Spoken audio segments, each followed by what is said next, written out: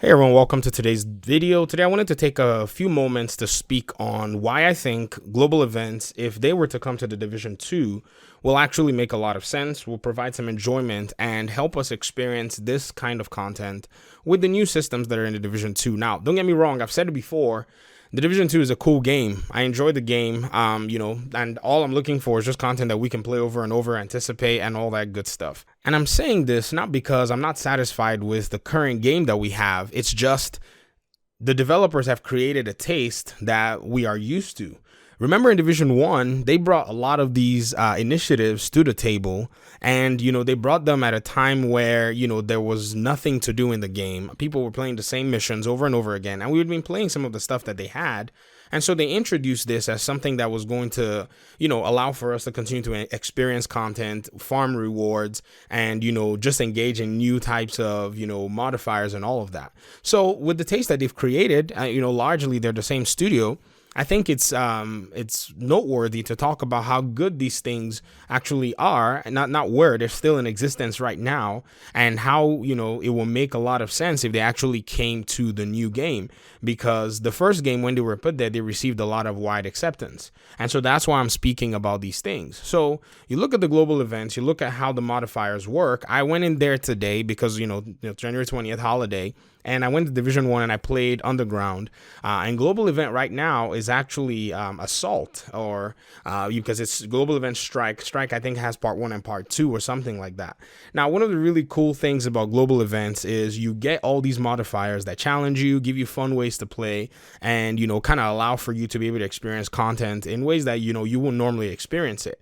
And I think even what's even better with Global Events were they provided the opportunity for you to be able to take your time and seasonally farm for the multitude of items that were currently in the game. And so now that we're looking at the patch patch TU7 or whatever it is, I think it'll make for a very solid, way for people to just, take some time, expect the content coming, and jump into the servers to be able to get more of an advantage to farming gear and items that they want. Because once the patch drops, it will be something that a lot of people prioritize in trying to farm, gear score, whatever gear score comes out after 500. Now, I don't even know if they're bringing out another gear score, but the designer, Frederick Thailander, did speak of a new power cap coming. So we're assuming that is going to be another gear score tier.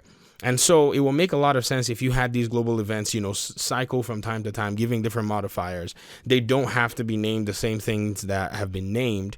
And the way that people can farm, in this kind of more concentrated form is that they farm and then they're able to get much more rewards. So the one thing that I feel like will make people now play these global events than say just wait for, targeted loot to cycle through is that they can bring back what made global events really cool, which were the global event credits and the global event caches.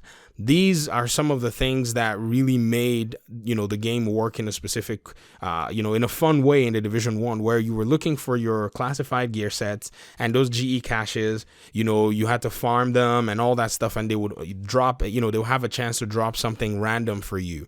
And so this is something that I feel like will really make for another layer of gameplay and another layer of enjoyment within the game. Now, that being said, there's something else that we see in the game, a lot of times, which is like, content being taken offline. Now, this is something that I don't feel like needs to happen. Something like global events can be taken offline because that's, kind of what we're used to. We're used to global events coming, and then there's this, there's a waiting period and people are expecting the next global event, and then that comes around and then there's another waiting period. That makes a lot of sense.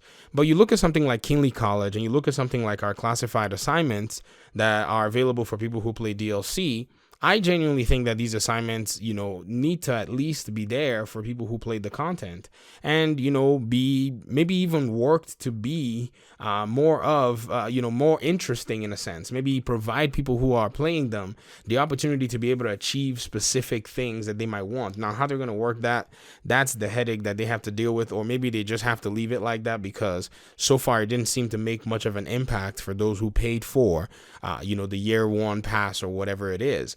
And so I feel like those, concrete items, those concrete places like Kinley College, probably need to be left for people to play. Or if they are open and they want to use them as kind of an event type thing, then they have to make them interesting enough so that when they open up, people can actually go in there and actually farm it. Because like the way Kinley College was, so, if you look at when Kinley College first dropped, everybody that jumped in there, played their Kinley College, got their diamond back. It was a guaranteed drop then, and, they dipped out. And since then, a lot of people have not gone there. What if Kinley College could be a thing where it came online, and at that point when Kinley College was online, you had the possibility of getting something like, caches that are only gotten from Kinley College, and these caches are capable of giving you stuff. Now, many people may say, but, there are not enough exotics in the game. There are not enough things in the game for you to want to farm at that frequency. Well, think about it this way. If we get another power level cap, a lot of our gear is going to be in the 500 gear score. And for us to be able to get them farther or, more powerful to the higher gear score level, we're going to need materials of that sort to be able to, recalibrate them and increase their gear score. So that's something that people can use them for, except you have a whole bunch of exotics that you've just been keeping and a whole bunch of eagle bearers that you've been keeping, or a whole bunch of merciless rifles. Then you're probably going to need, to get your hands on stuff like that. But that's my little case on global events. I want to hear what you guys think. Do you think it's a good idea? Do you think it's a waste of time? Do you think it's only something that has to be, structured for the end of life of the game? Let me know in the comment section. Let's keep the conversation going. Thank you once again. I appreciate you guys for watching the video, watching all my videos so far. I put out some days 3 videos, some days 2 videos, and you guys, you click on them. Some of you though, not all of you. Some of you are not yet tired of me, and I do appreciate it so much. Once again, I'll see you in the next video.